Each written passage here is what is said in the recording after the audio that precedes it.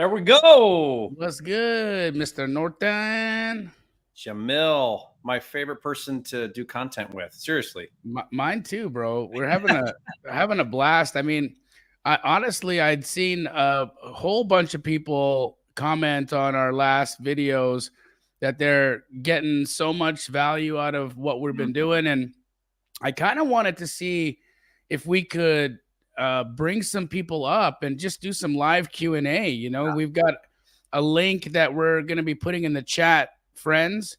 Would love to have you guys come up and ask Jerry and I some questions about your lead generation, any free marketing that you guys might be doing, specifically agent outreach or MLS deals.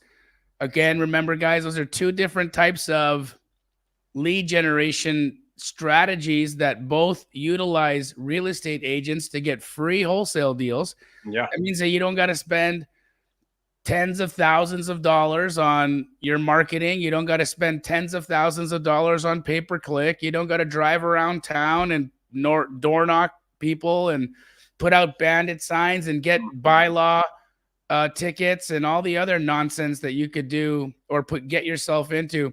I've been putting some pretty funny videos up on my Instagram of people getting kicked in the junk, because that's essentially what it feels like when you guys have to call homeowners and go direct to seller. Jerry Norton and I figured out, I would imagine, to be the most inexpensive and lucrative and relationship-based strategy to do wholesaling. That, for real, once you build a relationship with an agent, that agent will bring you deal after deal after deal after deal. You guys going direct to seller, climbing the mountain, you're literally climbing Mount Everest to get one deal. And then once the deal is done, you guys are done. Yeah, you're back at base camp climbing it again. Yeah, I mean, to me, that just doesn't make any dang sense, right? Like, why would you want to put yourself... And again, look, I love solving problems for homeowners. I totally get it. And if your heart's there, if you're like, man, I just really, really enjoy calling people during dinner time and convincing people who haven't said they wanted to sell their house that they should sell their house to me. If that's really what you enjoy doing, like for real, if you can look yourself in the mirror every day and say, I made a difference in the world today and I love it, then keep doing it.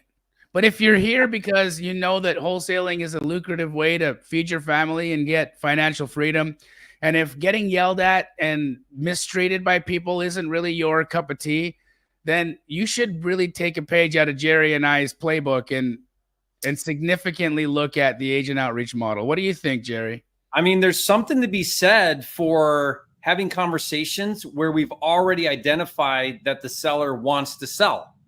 Now, it may not be at a price that's a deal for us, but at least we're already through the part of, do they even want to sell? Am I going to piss somebody off? Are we having a conversation that's not even going to go anywhere?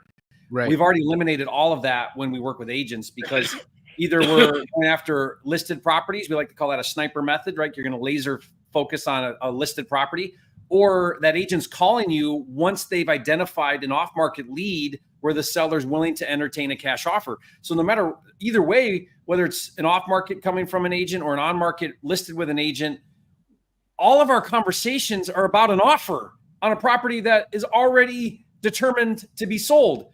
So, oh my gosh, you just removed so much brain damage out of your life when you can skip to the front of the line, at least with like the conversations we're having. So yeah, so powerful. In fact, guys, leave a comment if you listen to or watched the video that Jamil and I did a couple of weeks ago. I think we released the video last week, but it was Jamil and I were just tag teaming on market. We showed how to do it totally free using Redfin. You know, you don't need any special software or tools. There are some that are really good, but this was just like, hey, let's show everybody how to do this right on Redfin, where anybody can go on there and do this. And we went back and forth and we had a lot of fun doing it. But leave a comment if you watched that, because not only was it high value to like watch Jamil and I on the phones, but it was fun too. And Smelly Shelly is going to go down in history as like an iconic deal and call. That's what Jamil nicknamed it, Smelly Shelly. The agent's name was Shelly. Hopefully he never watches that video. At least before we close, because I don't need any drama on that. No, but if you guys remember, this was a fire damaged property.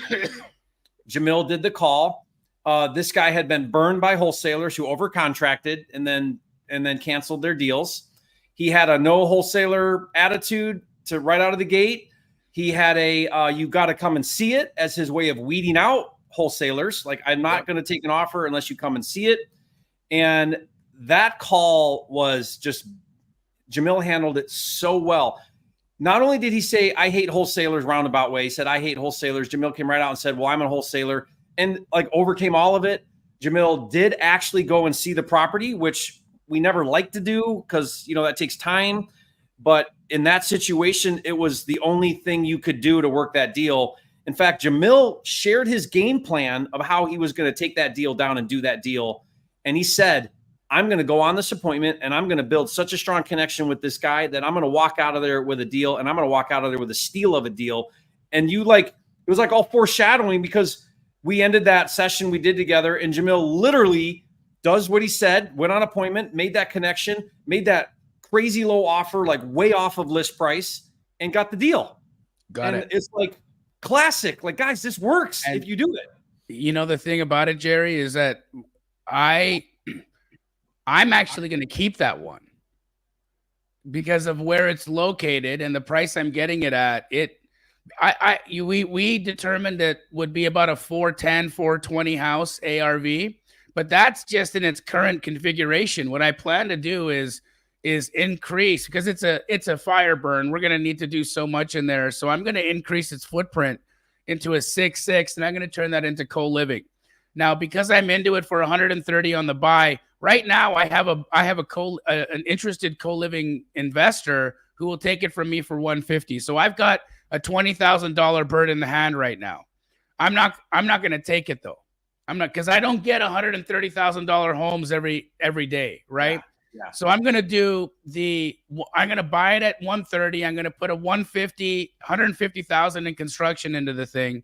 And that's going to put me in it for about 280.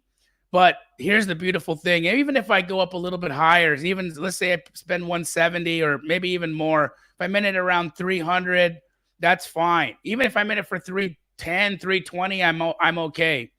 Because that thing is going to cash flow. It's going to bring me $7,000 a month in gross rents. Now, here's what's great. After I refinance that thing, I'm going to get all my money back out of that house, and I'll probably cash flow $2,000 to $3,000 a month on that house in perpetuity for the rest of my life.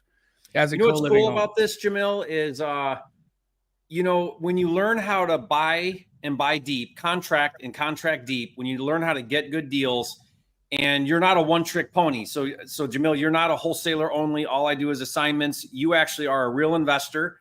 You'll wholesale when it makes sense and when it's a deal you don't want. And in this case, if it was a deal you didn't want, you take the 20K, move on. Yep. Life is great. You just made 20,000 literally in a couple hours of your time. Yeah, amazing. And if you're brand content new with my bro, I mean, yeah, come on. I mean, how much better does it get? I don't think it does get better. We got to make some incredible content. We laughed our butts off. It was the last time I got to actually have my puppy on my, because unfortunately for those of you who've seen that video, the beautiful dog that was in that video actually passed away at the end of the week. And so this is the last time I got to have that dog with me, where I just got to pet her, and like I got that on video now forever, which is beautiful. And that was cool, man. That was, there's Bruno. There's Bruno. Hey, what's up, Bruno? Bruno loves hanging out in the air conditioning. Of course he does. So, Jerry, you're back in Puerto Rico, right? Yeah, we got back yesterday. We're cooking back here.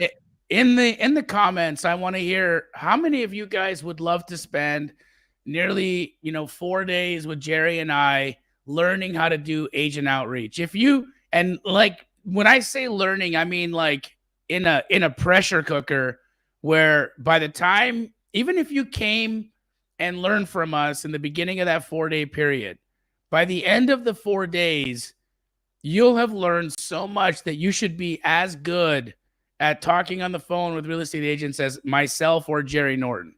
If you would be interested in doing something like that, just put a big W in the chat. I just want to see how many of you guys would do that, because if that's something that you guys are interested in doing, we've only got 5 seats left, dude. We've only got 5 seats left, Jerry. That's crazy to me. You know what would be cool too, Jamil, is I think I see a few people coming that have signed up already. Yep. It might be fun to bring them on the show and ask them like what their big dreams are for this event, like what they're hoping to accomplish. What would be considered a big win for this get together? I see I don't want to butcher it, but is it Hugh boy. Yeah, let's get he's glitching. Hey. I'm excited to see this. Let's see if it works. Yeah, look at him. Oh no. Uh-oh. Can you Why hear am I? Can you hear me? I don't know why I do it, guys. I have no idea. Bro, that's hilarious. Why was it doing that? I have no idea why my we lost him. All right. While he fixes his stuff, we got Alfonso. If you could turn your camera on, dude. Alfonso. 3, 2, 1. Alfonso. Oh, it's like he's trying. What's happening? Yeah, it looks like something's happening. Yeah, I'm trying, but I don't know. It won't let me. Okay, well, at least your voice is there. Hey, how you doing, guys? Alfonso, what's up, bro? All good, man. All good. Excited to. It's crazy, actually, that I'm talking to you. I never thought I would see your videos, and now I'm talking. It feels surreal. Well, nice to meet you, brother. Where are you from? I'm from Venezuela, but I live right now. I've been 12 years now in Houston. Oh, cool, man. Are you? Have you been wholesaling for a long time? I'm working actually right now on my first deal, trying to get my first deal. Oh, let's go. Let's go. I love it. What kind of lead generation are you doing right now, bro? I was driving for dollars, and I currently work as a roofer. So I just see a lot of, properties when I'm doing my builds and just knocking out there. Awesome. Awesome. Have you tried the agent model yet for getting leads? No. So I got the VIP, but I didn't watch the videos because we just recently had a storm. Yeah. And it's been crazy with the roofs. But I got the VIPs, and I was actually trying to get a little group with me and my wife and go through all the classes, and we can maybe do it together. Awesome. Are you going to come join us in Puerto Rico? I'm actually going November for my honeymoon. To Puerto Rico? Yeah. We're staying in San Juan, and then we go to the other side of the island. How long are you going to be there? The 6th to the 13th on November, next month. When's our thing, Jamil? When are we going here, Jerry? We're after that, aren't we? I think we are.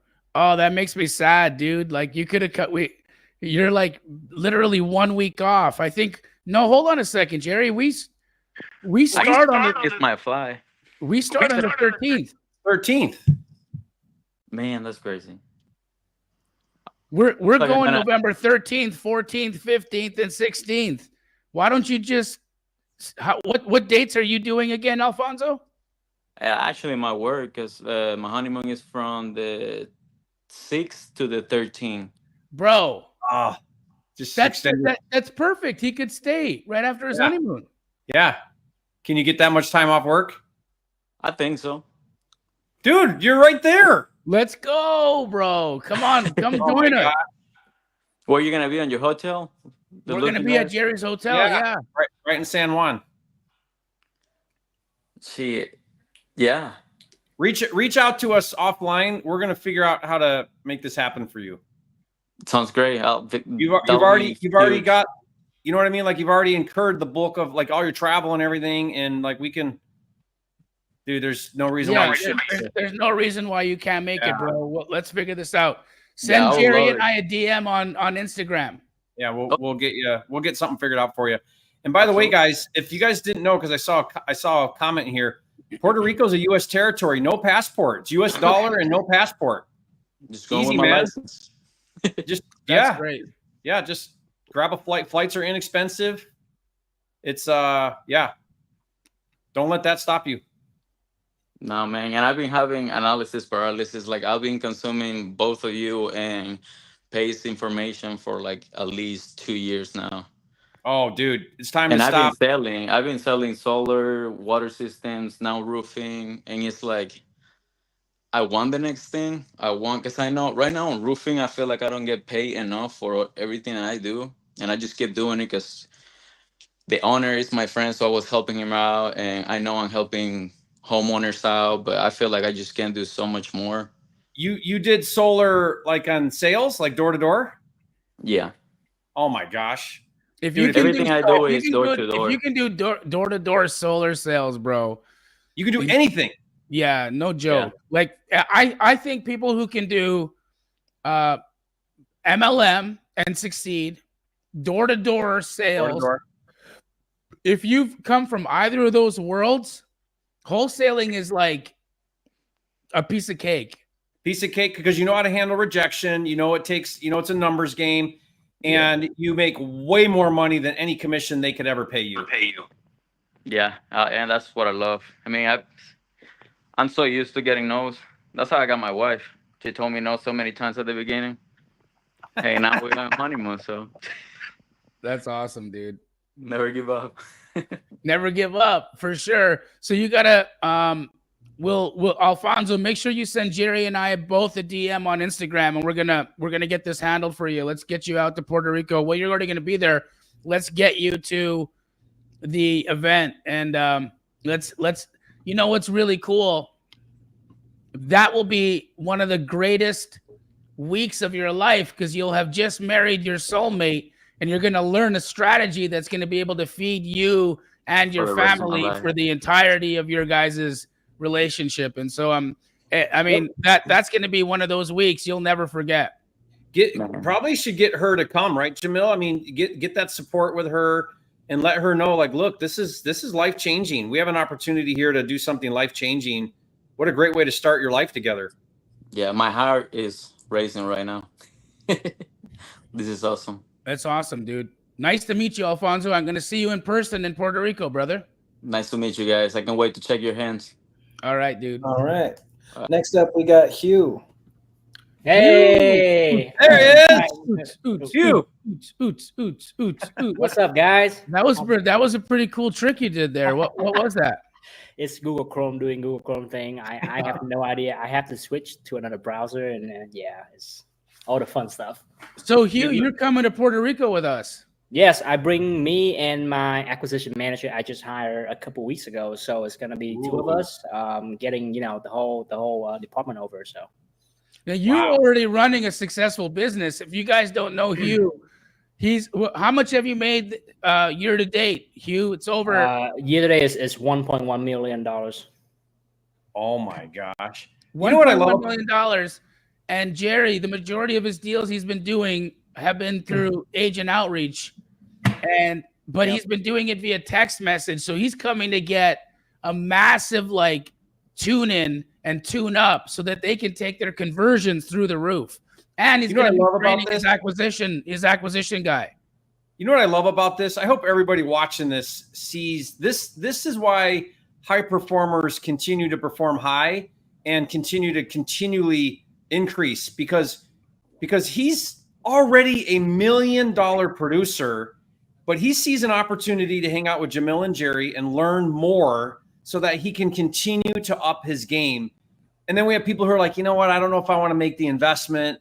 And here's Hugh making the investment, and he's already $1 million producer. Like, that is the coolest thing ever. It's easier for me because I already know that this is going to be worth way more than what you guys are charging out there, because I know that one deal would pay for twice this one over, right? Because the average assignment fee is about 15 grand, right? So it's gonna pay for it many times over. And if I can just get maybe only 10% better, and I'm being super, I think I'm gonna get a lot more. But if I'm just being 10% better, it's gonna pay for itself in so many ways. So 100%.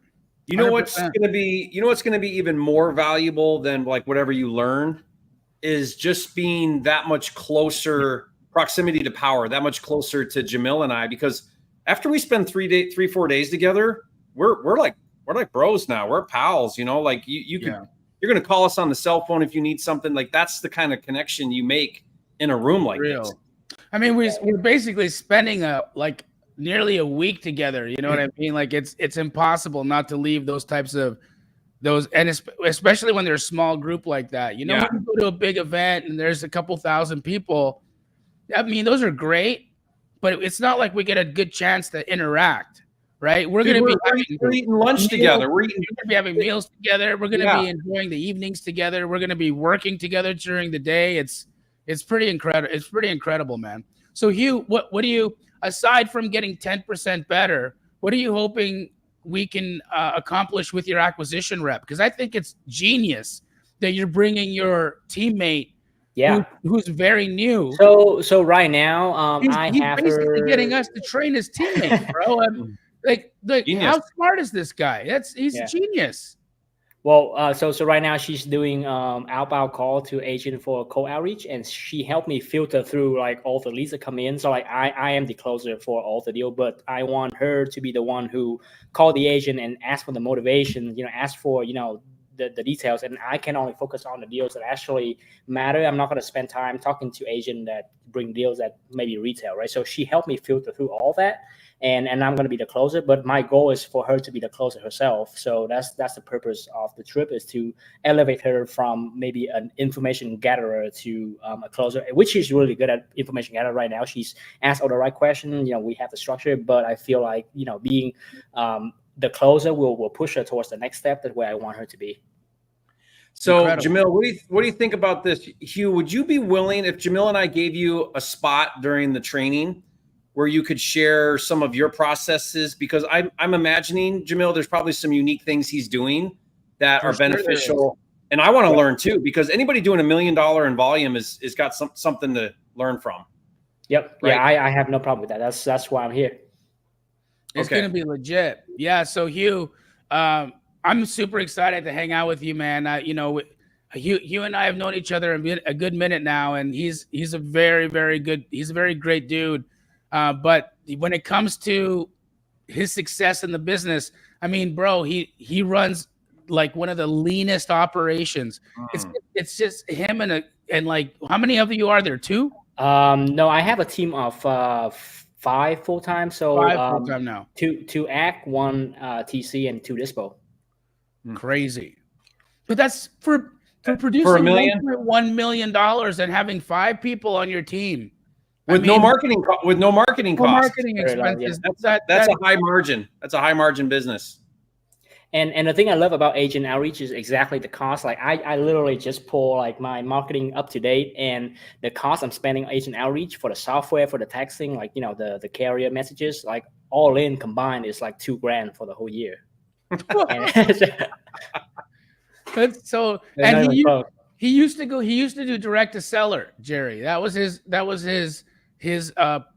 primary, and he still does a little bit of it, but now he's doing less of it and he's doing more agent outreach because the ROI is just like his return on investment. Let's just do the math, right? $2,000 for the whole year. He's 1.1, and he's not even, the year's not even up yet. Oh, right. Yeah. So $2,000 divided by 1,100,000. What percentage is that? What is that? Like less than 1%. That's less than 1. Yeah. 1.00001 probably. Yeah, dude. It's like it's like 0.18%. That's ludicrous, dude. Yeah. 0.018. Yeah, that's like what is that? Right, because the cost of doing this is just maybe you spend money on the software to get your CRM organized, and then you spend money on the text going out to the agent, but those are minimal. Like we got like 3 cents per text. So like that's all it costs for this. And now, of course, it takes a lot of time. That's why we're putting in the work. And I can say that, you know, if anybody do this for a few months and then just like delay gratification, let this agent pipeline build up. Then fast forward a few months, you're gonna have you're gonna have more deals that you can do. How many repeat deals are you doing now? Do you think, Hugh, from agents that you worked with in the past that are now doing additional deals with you? So I have out of like I think 80 deals this year. I think, but surprisingly, only 3 of them bring me more than one. Okay. But they always sending more deals over. That's why we're gonna have. Oh, we're gonna fix that, Jamil. Yeah, I'm gonna teach you something, Hugh. One of the things that Astro Blaster, which is the software he uses, doesn't teach you is some of the little tricks that you do after a closing with an agent to get the agent to continue to bring you opportunities. And so we're going to teach you that. It's going to be the depth of relationship. That's something that Jerry and I both have a really good insight into. But how do you increase your depth of relationship with the agent? There's a specific things that you can do that increase the depth of relationship. And one thing that you haven't learned, Hugh, is how to score that, right? What you should be doing is you should be scoring your depth of relationship with all of the realtors that you have on a scale of 1 to 5, 1 being very surface level, 5 being you're getting invited to their bat mitzvahs, their kids' bat mitzvahs, bar mitzvahs, you're going to their, quinceañeras, you're going to weddings, you're like, they know you, they consider you family, right? Like the way I am with Monique Walker. Right. When her kids or she's got something going on, I'm invited. Like I'm part of the family. So that's a 5, right? So how do you move an agent from 1 to 5? Yep. Right? There's specific things you got to do. There's a cadence of communication. There's even communicating outside of real estate and when to do it and how to do it so that you don't kind of look like you're looking for a date, but you're looking to actually because you care. So we're going to be going over that with you as well, Hugh, to teach you how to move the relationships from 1 to 5 so that those real estate agents start bringing you more and more and more and more and more and more and more. So that will be one of the things that we'll do. And as well. Yeah, everybody needs to be changing the conversations we're having with agents because of the new NAR settlement. It's much different now because now we have a much more open playing field with agents because the buyer side is completely negotiable. There's different ways to structure this with agents. There's different ways to position how to handle that. But we're empowered now as wholesalers and investors because of this. Because it used to be, it was always negotiable, but the culture, the standard process was 3%, 2.5% to 3% paid by the seller. And it wasn't really a conversation we had. The conversation was who gets it, but it wasn't around what it can be. Now we can make it whatever we want. We can offer to pay it. It's just, we are so empowered as investors to use that buyer's agent now, that new buyer's agent commission structure to our advantage to create really strong connections with agents. And to add to that, I think the agent really love what we're doing because for me, at least I say, hey, this is my price, $250 all in. You feel free to subtract whatever you want to make and then just present it to the seller. This way you can decide how much commission you want to make. I just want to be all in for $250. And it make them, super comfortable because they can actually decide for themselves, like, hey, I want to make, $5,000 or 10 grand on this one. I only want to make $3,000 and get the seller more money, but at least they get to choose. And it encouraged them to present my offer more because they get to decide how much they want to make. Absolutely. One of the things that Hugh, I'm gonna drop one nugget here because we gotta save it for Puerto Rico because you're coming all the way there to learn. But one of the things, right, that I discuss with my agents as I move them along the depth of relationship is soliciting from them or learning from them, what would you like to make per deal? Asking the question, right? So I asked Monique, I said, how much do you want to make per deal? And she said, I would love to make $12,500 on every deal, regardless of sales price.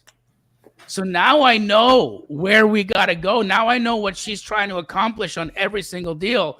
And by golly, dude, for this entire year, She has only not made 12.5 on 2 transactions. And by the way, guys, I know I sound like I'm in a submarine right now, but I'm dealing with a really bad something going on with my throat and my lungs. So I'll be better by the time we get to Puerto Rico. But for those of you inquiring, I am not feeling great. But it's not from your complications from your surgery, is it? No. It's okay. No, I picked up some kind of Canadian bug, and it just, man, those Canadians are hardy people, so their viruses are pretty intense. Is it, Jamil? Is it real COVID or fake COVID? It's Canadian COVID. Oh, so yeah. Fake. Yeah, it's I don't know what they call it, Putinovid. That was bad. Well, you know how you cure that? You go to Tim Hortons. Yes. That's exactly how you do it. You know how you cure it? You go to jerryandjamil.com and sign up for a 4-day agent outreach intensive in Puerto Rico. What are you talking about? Why is Bobby on here now? Hey, how do you join? I'm here to transition to the next guest. Hugh, thank you. That was great. Hey, Hugh. Adios, guys. Love you, brother. See you in Puerto Rico. Yes, sir. See you guys. All right. Next up, we got EJ. EJ, if you can hear me, make sure your mic and camera turn on. Hey, what's up, brother? EJ. Hey. What does EJ stand for? Eric, just on. What? Eric just on. Just on. Okay, so it's your initials. Yes. Nice to meet you. Thank you. So question. So just starting out on this wholesaling process, me and my wife are. The question is, when doing, I work a standard, basically I'm a 6 to 5 job kind of, I have a long travel time, hour to work, 2 hours back. Question is, when I get home, it's like usually like after 6 o'clock. Is it okay to call agents at that time? I would. After 6? I call agents up until like 9 p.m. Okay. Yeah, you know what I've noticed, Jamil, is so agents tend to be night warriors, right? If they're active agents, then they're out showing properties all day. And the reason why I know this is because you'll see listings go active, and you'll see them go active. You'll see them like in the late morning because they're not early people. So like if you're looking for properties at like 7, 8 in the morning, but then all of a sudden at 9 and 10 is like when all the new listings come out, because they're night owls, right? They're working late. They're showing. Agents work when everybody else doesn't work. So they're showing properties, in the evenings when people are off of work, on weekends, nights and stuff, right? Like that's the life of an agent. So then you'll see new listings come out at like 9, 10 p.m. sometimes. Mm-hmm. And I look at it like this. Not calling an agent is never a good idea. Calling an agent whenever you can is better. Like don't say, well, it's after a certain time, or it's not a good time. If there's an opportunity, pick up the phone and call it. You'd be surprised that they'll answer the phone at night. Okay. Yeah. And also, while you're on that drive, you got an hour there and you said 2 hours back. I mean, my goodness, bro. I mean, that early morning might be a little bit hard for some of them, but what you could do in that early morning is, spend your time listening to some content, get yourself real amped up and get yourself in the right headspace. On your way home, those 2 hours, you could have a list of numbers. And here's how I would do it, bro. Be super efficient with this, right? If you typed out the name and the phone number and the street name of each address, and you texted it to yourself, right? If you texted it to yourself and you did it where you left enough spacing between each one, you could just press on the phone number and it would dial, and you could talk to that agent while you were, without having to like fumble with your phone and have to like look stuff up. If you preloaded that text message into your text thread so that while you're driving, you're just efficiently calling another, in 2 hours, you can probably talk to 7, 8 people, maybe 10 people. That would be a phenomenal way to be more efficient. so that you can, at least when you get home, you're going to be feeling amped up. You have supper real quickly with your wife, and then listen. I'll tell you this: a woman doesn't find anything sexy much more sexier than her husband who's out there making it happen. So when you're done dinner, she's gonna, and you're like, honey, I got to get back on the phone, and I'm gonna work for another hour, 2 hours. Why don't you go soak in the tub, and I'll come and rub your feet after? I'm telling you, So Jamil, are you saying he'll get more? Are you saying he's going to get more action?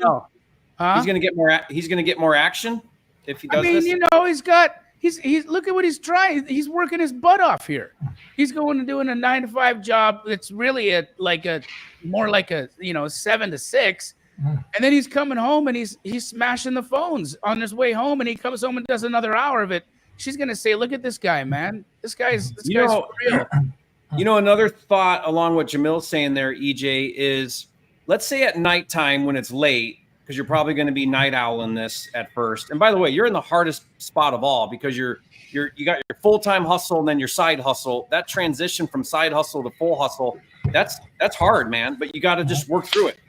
What if you did this? What if at night you queued up a list for like snipers, like listed stuff, and you, like Jamil said, get the numbers all lined up so that you can just do the calls?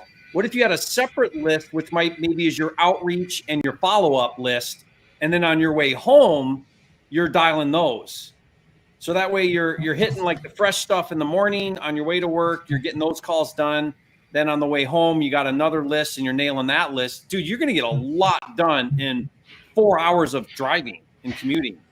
So the only thing is regarding calling in the morning. So basically, I get up at 4 o'clock in the morning, leave my house at 5. I'm at work at 6, but I don't actually start until like 7:30. I don't leave the work till 4, and then it's basically I'm not getting home until about 6. So what are you doing in that hour and a half that between 6 and 7:30? What in the morning? Before you start. Get to work. Just watching your guys' videos or something like that. I'm just I wasn't sure if that was too early to call. That would be too early to call, but you could get your lists all set up. You know what I mean? You could do your prospecting. If you go back and look at not the last video, Jerry, I think it's the last one we did where we show you how we use Redfin and how we're adjusting the filters on there, and you can make yourself a great list. You can do all that research in that hour and a half. Get all those cell phone numbers, get all the addresses, make a little note on condition, tee yourself up. So you're like, you've got it all ready. And then on your drive home, you're just you could even text those numbers, because sometimes you don't know if those numbers you've gathered are an office or a cell phone. You could text them and say, "Hey, this is EJ. I'm an investor interested in making a cash offer on 123 Main Street. Can I call you on my way home from work today between 6 and 8 or whatever your drive time is?" Now you get a response. You got the right number. You got a list. Don't commit to a time necessarily. Like, give yourself a window, but see what Jamil's saying is you're queuing all that up. Then your ride home, dude. You're high impact now because you're dialed in on what you're trying to do. Okay. You did the homework up front. You could, and also here, I'm just saying this, Eric, because I've done this before. I text agents at 6 o'clock in the morning.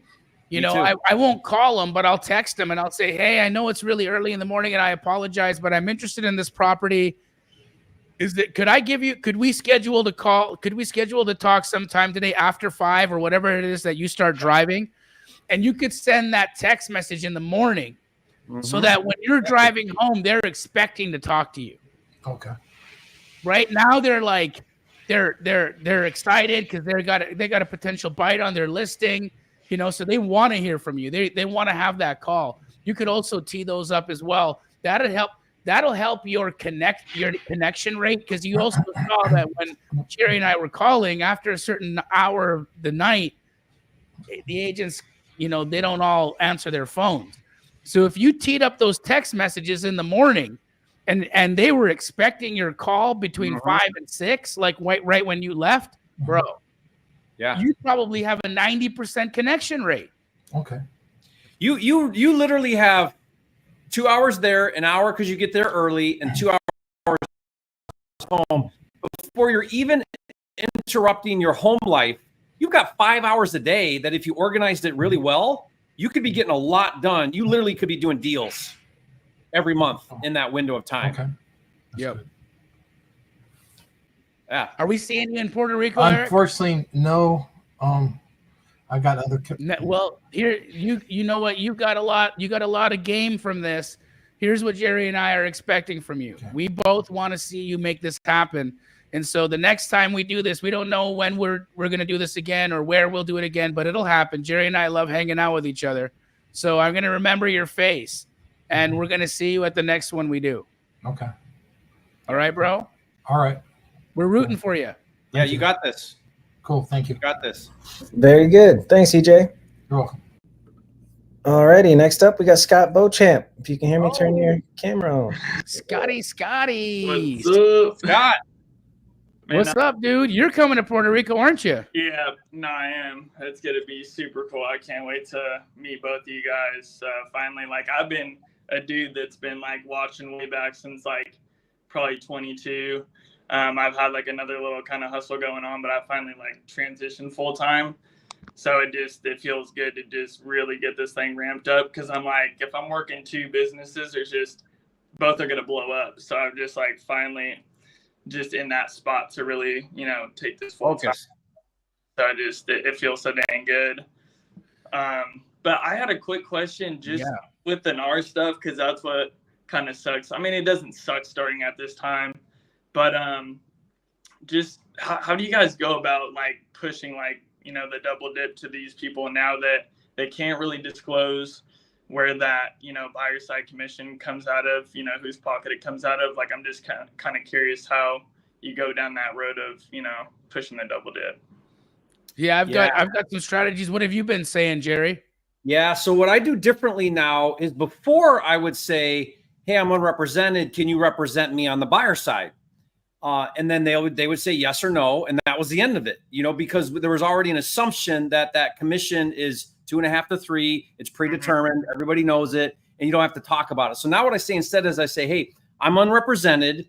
And frankly, as an investor, I don't even need buyer representation, because I know the process. I know what we're doing.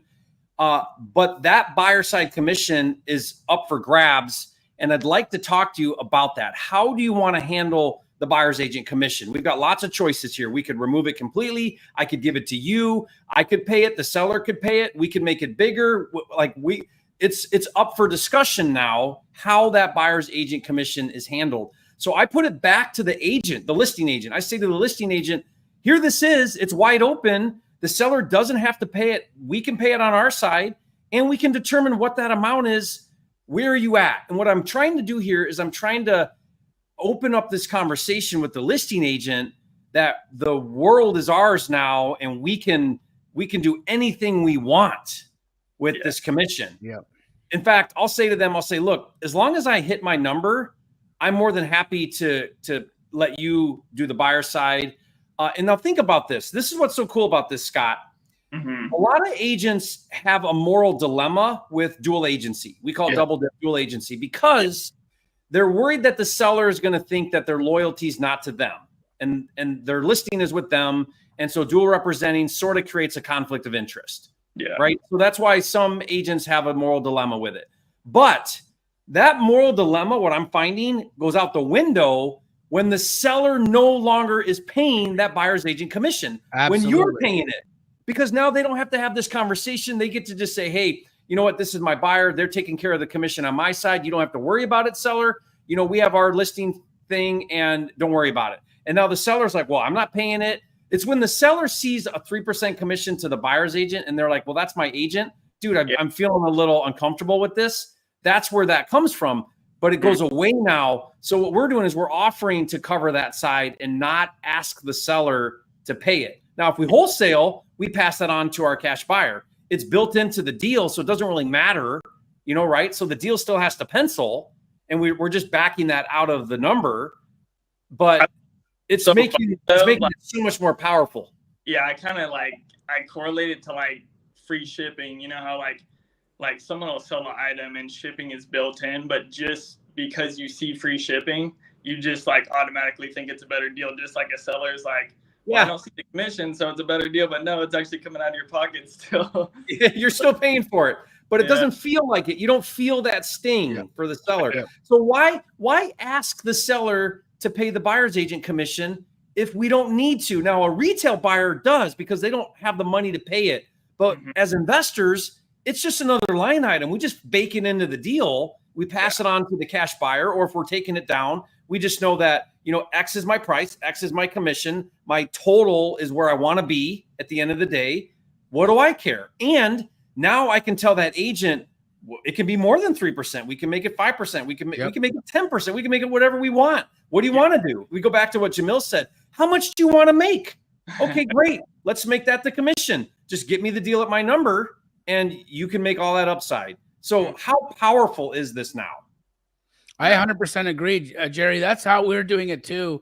And I think exactly what you said there about leaving it for the agent to decide, right? Giving them the flexibility and giving them the option.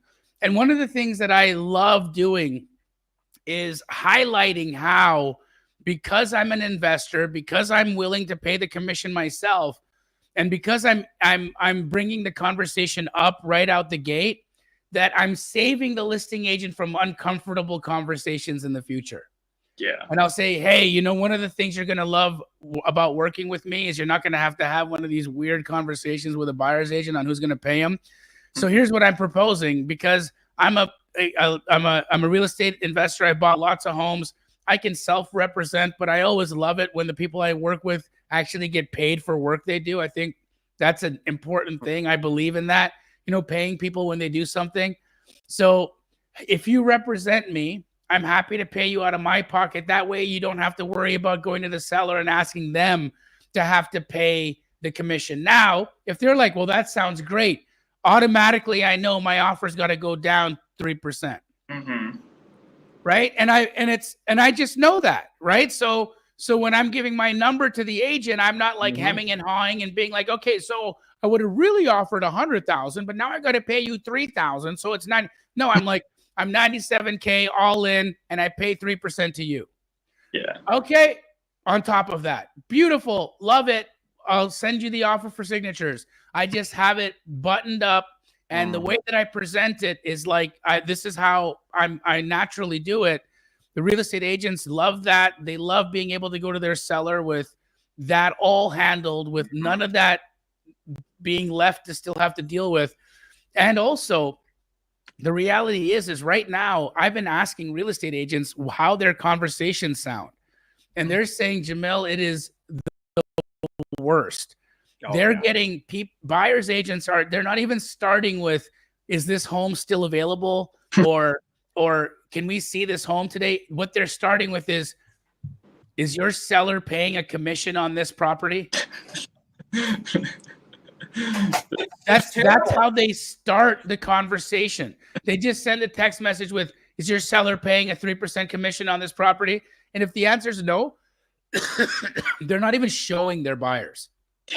It's terrible right now. Every listing agent is getting a call from a buyer's agent that says, is the seller willing to pay the commission? Yep.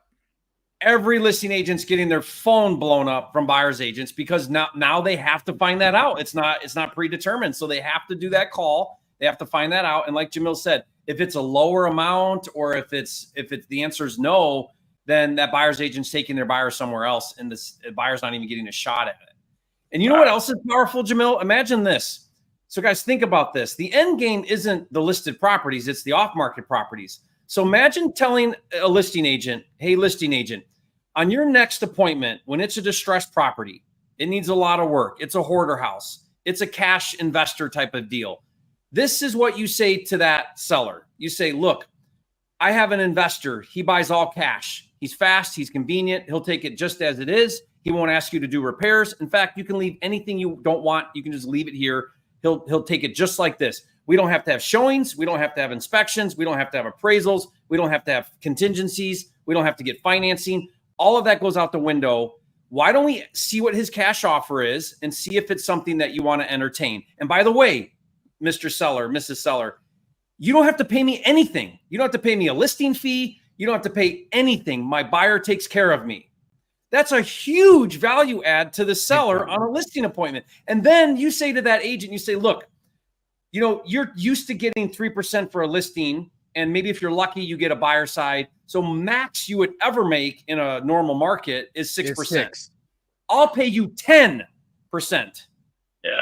If I get the deal at my number. So if my total number is 100, the offer's got to be 90, so I can pay you 10, right? Like Jamil said, we bake it in, but I will pay you 10%. You could, whatever number you want. You don't even have to say 10, but I'm just saying you can now say that to a listing agent.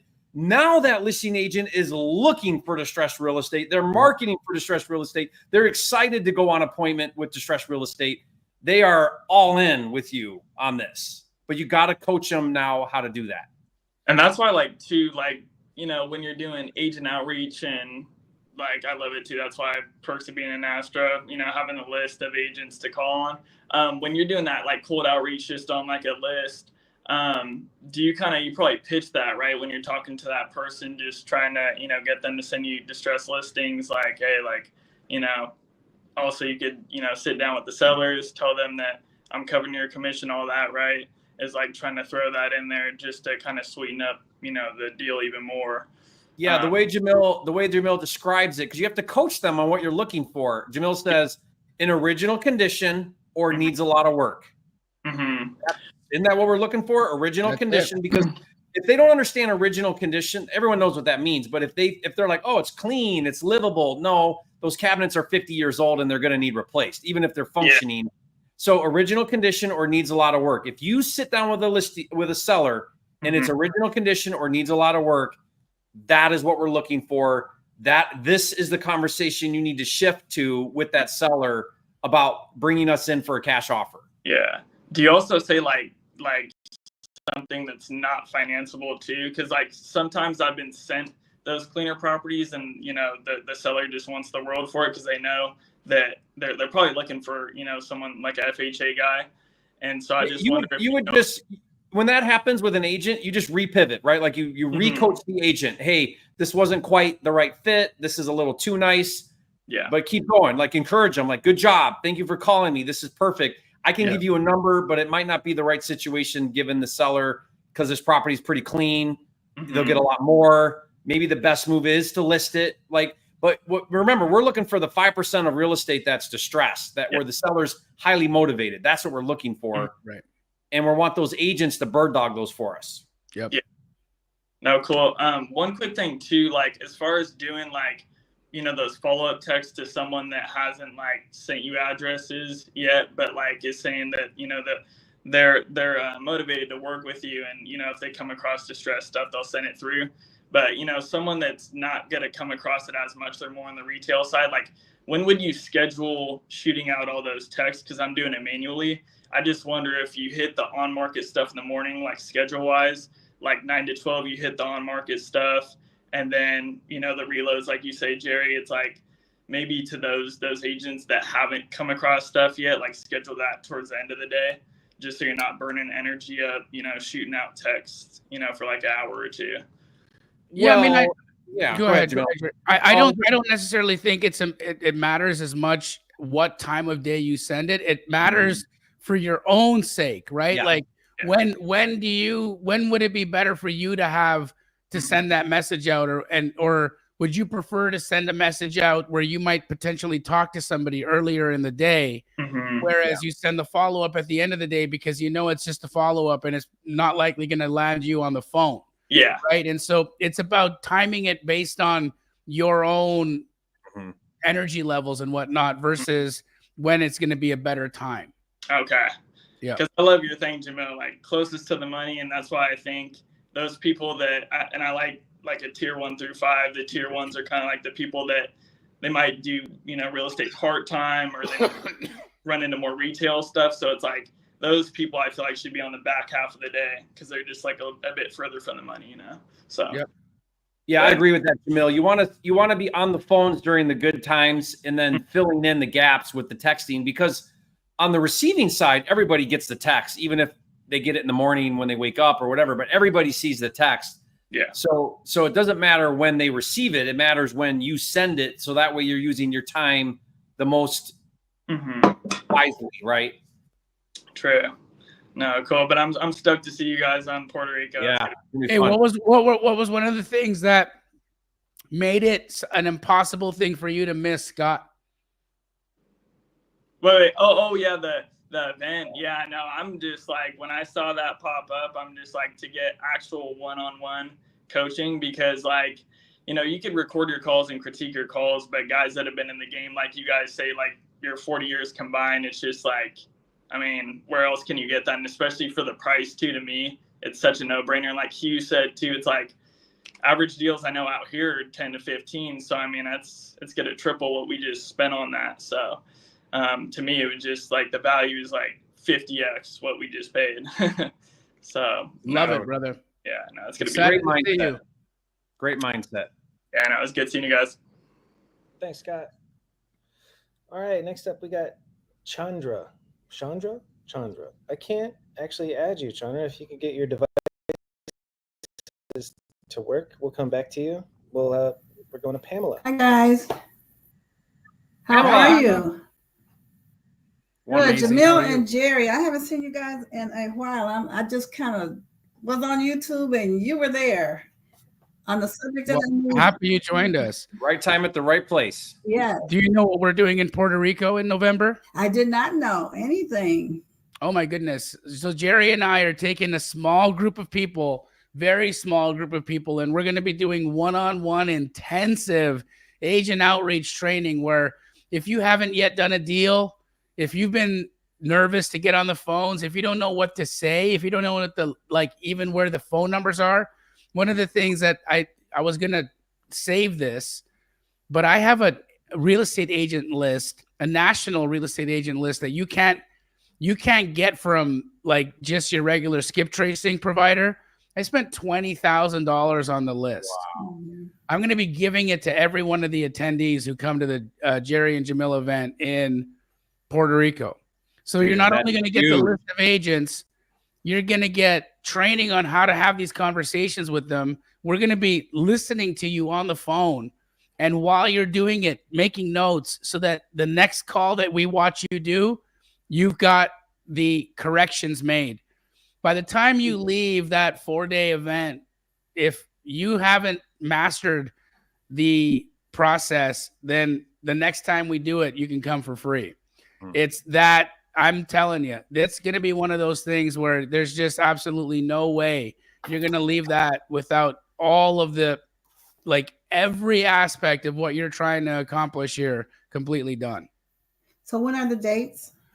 It's November 13th. What are we saying, Jerry? It's November 13th until that Saturday, right? Yep. And it'll be is it San Juan, right? Yeah, you fly into the San Juan airport, Luis, what is it? Jose Munoz, or what did I forget what they call the airport, but it's San Juan, the big one there. And the hotel where we do it is literally like a 10-minute Uber ride from the airport. It's like right there in the heart of San Juan. So it's November 13th to 16th. Yeah. So if you go to jerryandjamil.com, there's actually a link in the chat there. Yep. We'd love to see you there, Chandra. I'm Pamela. Yeah. Okay, so here's a question. I just turned my Astrobuster back on after a year. Okay. I have been working with the guys. They've been helping me. I started out calling agents first before texting. That didn't work. So we changed strategy and I went to texting first. And so I have been getting so many responses back. I'm overwhelmed. I've got agents that want to have me sign a broker's agreement. I have some that want me to sign an exclusive. And exclusive, I'm like, why would I sign an exclusive with you? That's just like me telling you that you can only do business with me.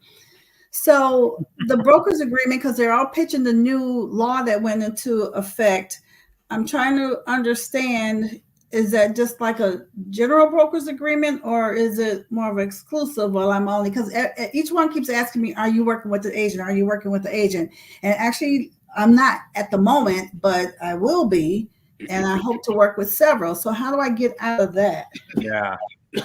So what I say is I because I'm an investor, that means that I have many agent relationships. It would be impossible for me to sign an exclusive buyer broker, but I'm happy to sign a property specific buyer broker agreement with you. Okay. Yeah. And you have to, by the way, they have to now.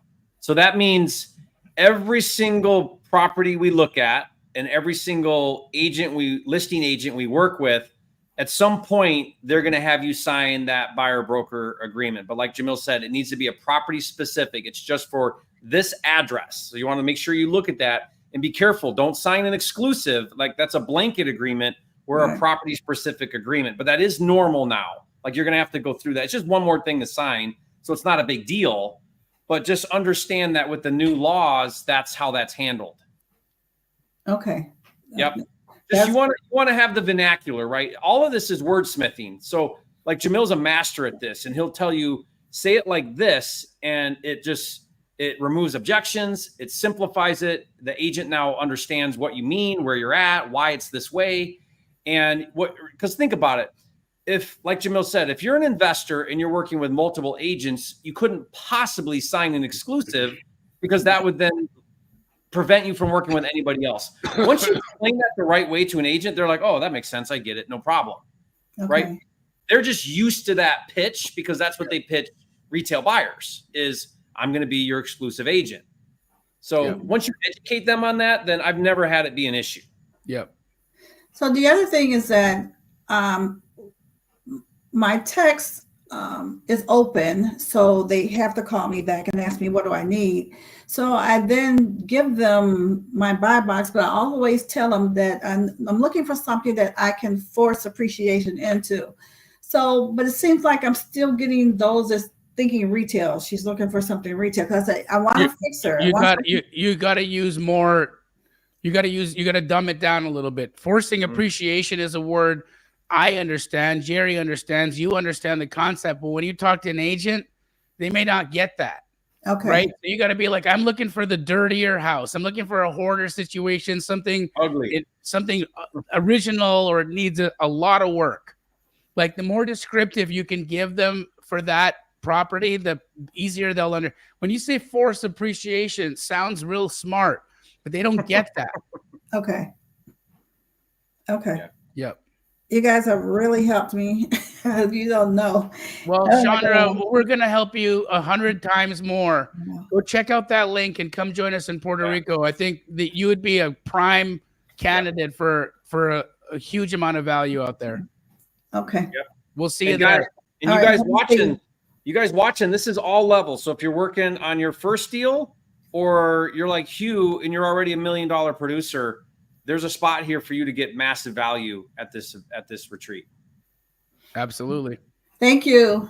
Take care, Pamela. See you. All righty. That's a wrap. All right. Wow. Jerry, incredible. I thought that was Chandra. How come you said it was Chandra and it said Pamela on her thing? There was a Chandra backstage before her, and then we moved on to her because Chandra's devices can't connect. Got it. Well, sorry, Pamela. I was calling you the wrong name. Jamil, do I need to come over there and give you like a head rub and maybe some shoulder, like a massage? Dude. I want some honey and cinnamon and a warm towel. Yeah. Do I sound terrible? You sound pretty bad. I'm not rubbing your feet though. Your feet are nasty. No. That's for Pace. We don't have that kind of relationship. Not yet. After Puerto Rico, maybe. JerryandJamil.com, guys. Come hang out with Jerry and I in Puerto Rico. It's going to be an incredible time. You know, we're going to laugh. We're going to learn. We're going to have good food. But more importantly, you'll leave there with $1 million worth of game. Yeah. $1 million a year worth of game. And you'll have had a great time. I don't understand how you would decide to do anything else. So go to JerryandJamil.com. Jerry, I love you. We'll see you guys in another week. We'll be back. All right. See you guys.